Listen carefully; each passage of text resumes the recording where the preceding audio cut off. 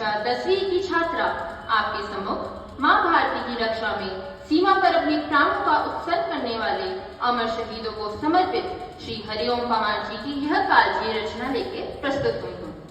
वस्तुतः सीमाओं पर जब कोई बेटा शहीद हो जाता है, वह अकेला ही शहीद नहीं होता, उसके साथ उसके बच्चों का भविष्य, उसके वृद्ध माता पिता के अरमान, उसके पत्नी के सपने सब शहीद हो जाता है।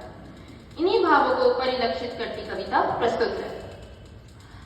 मैं केशव का पंचजन्य हूँ, गहन मौन में खोया हूँ, उन बेटों की याद कहानी लिखते लिखते रोया हूँ, उन बेटों की याद कहानी लिखते लिखते रोया हूँ, जिन माथे की कुमकुम बिंदी वापस लौट नहीं पाई, चुटकी छू के पायल ले गई कुर्बानी की अमराही।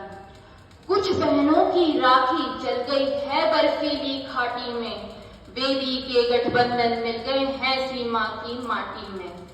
पर्वत पर कितने सिंदूरी सपने दफन हुए होंगे, 20 बसंतों के मधुमासी जीवन हरण हुए होंगे।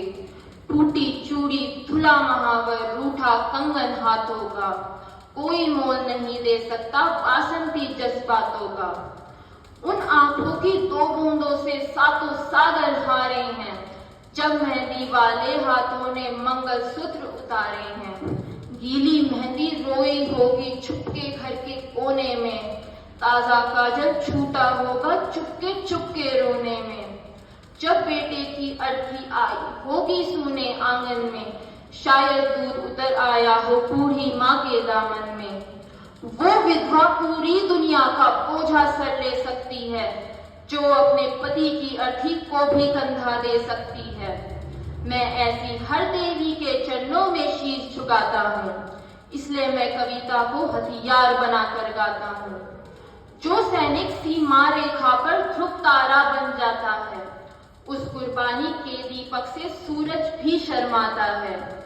गरम दहाड़ों पर तोपों के जो सीने आ जाते हैं, उनकी गाथा लिखने को अंबर छोटे पड़ जाते हैं।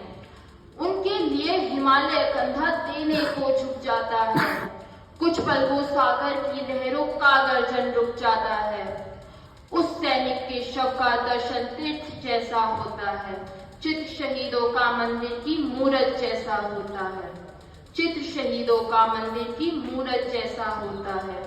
मैं केशव का पंचजन्य हूँ, गहन मौन में खोया हूँ, उन बेटों की याद कहानी लिखते लिखते रोया हूँ, उन बेटों की याद कहानी लिखते लिखते रोया हूँ। अमर शहीदों, सीमाओं में तैनात जवान एवं उनके परिवार वालों को मेरा शत शत नमन।